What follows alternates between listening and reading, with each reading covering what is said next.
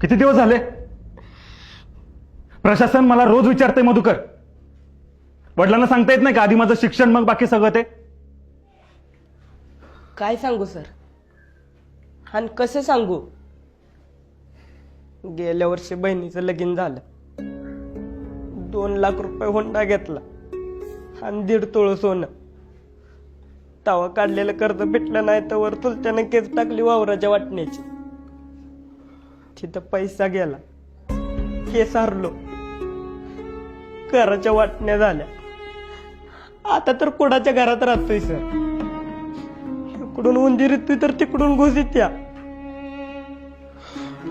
पावसाळ्यात अख्खं घर गळतंय. घरातली भांडी कमी पडते, पण पत्र्याची पानं काय गळायची थांबत नाही. बाप गावलती काम करतो, उचलापासून गुरं लागतो. तरी बी आज भाकरी खाल्ली तर उद्याची काळजी वाटते. आई रोज वाटी घेऊन येतात, त्याचं घर टिपती. कुठनं आणू पिलं पैसे? आणि कसं म्हणू बापाला? या सगळ्यापेक्षा माझं शिक्षण महत्वाचं आहे.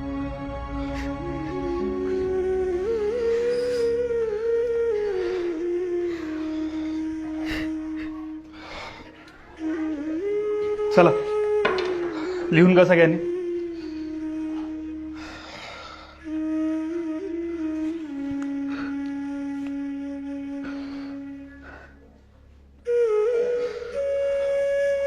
मधुकर, याच्या पुढे असलं वर्गात काहीही सांगायचं नाही.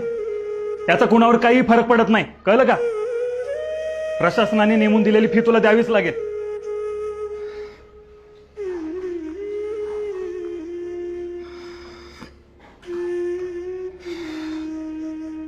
मधुकर, जाताना स्टाफ रूम मध्ये भेटून जा.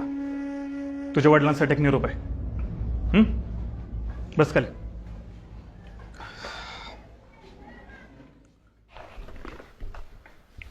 आत येऊ का सर? अरे ये मधुकर, बस. नाही नको, हाय तो उभा. अरे ये रे, बस. नको. ये म्हणलं ना.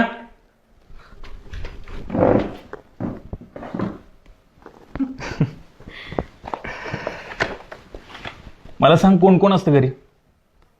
आई वडील असतात आणि 2 बहिणी आहेत. एकीचं लगीन झालंय, एकीचं यंदा होईल. बहिणीचं वय किती रे? माझ्यापेक्षा 3 वर्षानं मोठी आहे. तुझं 14, म्हणजे तिचं 17 असेल. एवढं लवकर लग्न कसं काय? कधी कधी परिस्थितीसमोर हात टेकावे लागतात मॅडम. सगळीकडेच तुमचे सरकारी नियम लावून चालत नाही. शिक्षक असून तुम्ही असं म्हणता कांबळे सर? अहो, शाळेपेक्षा बाहेरच्या जगात जास्त वावरणारा शिक्षक आहे मी. घरात तरण्यापुरीला ठेवून रानात जाणाऱ्या बापाच्या जीवावर उचललेल्या वजापेक्षा जास्त दडपण येतो.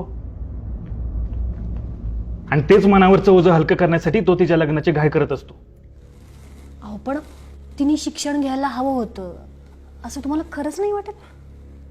अहो मॅडम, याच्या शिक्षणासाठी पैसे नाहीत त्यांना, तर मुलीच्या शिक्षणासाठी कुठनं असणार आहेत?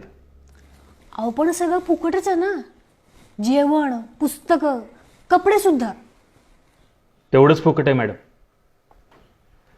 शाळा दुपारचं जेवण देते आणि त्याच जेवणाचा डबा आणल म्हणून पोरांना शाळेत पाठवणारा आईबाप बघतो ना, तेव्हा त्याच व्यवस्थेचा भाग असल्याची चीड येते. घरी भाकरीची तरा असल्यावर काय वाटतं याची झळ तुमच्यापर्यंत पुचली नसेल म्हणून तुम्ही असं बोलताय मॅडम. अहो, ज्या घरी भाकरीसाठी आईबाप रानोमाळ फिरतात त्या घरचं सगळं त्या मुलीलाच बघावं लागतं की. आणि कसं आहे मॅडम, तुमच्या भूमितीतल्या गोलापेक्षा भाकरीचा गोल जास्त मोठा असतो तिच्यासाठी.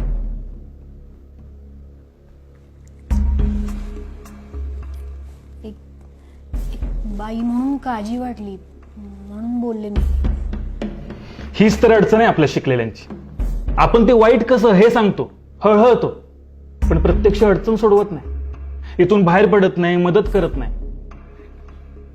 भाषण करणारा नकोच आहे आपल्याला, भाकरीची सोय करणारा हवाय.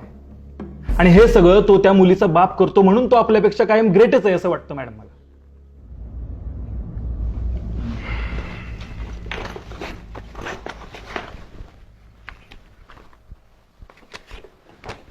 घे. अहो नाही नको, बापाला सांगितलं करतील ते. स्वाभिमान, हा स्वाभिमान गरीबाच्याच दावणीला का बांधलेला असतो? अजून एक कोड. अरे बाबा घे, तू मोठा झालास, कामाला लागलास की कर परत, मग तर झालं.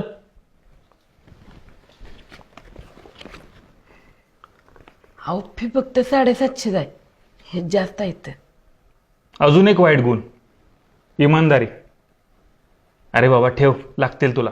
आणि अजून काय लागलं तर मला मागायचं, कुणासमोर हात पसरायचे नाहीत काय. आणि तू काय काळजी करू नकोस, मी नीट लिहून ठेवेन. तू मोठा झालास, कामाला लागलास की कर मला परत. पण आता एक शब्द बोलू नकोस. उद्याची उद्या फी भरून टाकायची. आणि आता फक्त अभ्यासाचाच विचार करायचा काय. चला.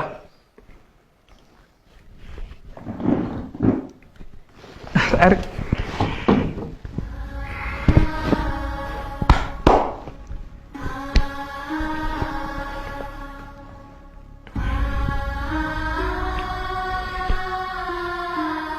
सर, हे एकदा फिरवू का?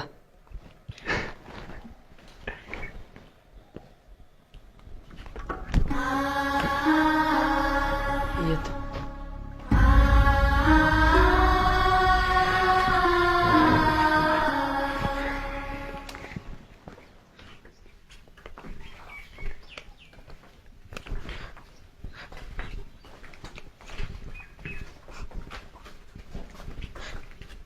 मध्या, काय झालं रडायला? सर रागवलं का? नाही अभ्या, फीचं पैसे दिले सरांनी. सगळे शिक्षक कुरकुटे दरांगत नसत्यात रे. काय काय कांबळे सर बी असत. तिथनी 1 मिनिट बी लागला नाही हे काढून द्यायला. माझ्या बापाचं 2 दिवसाचं कष्ट वाचवलं रे याने.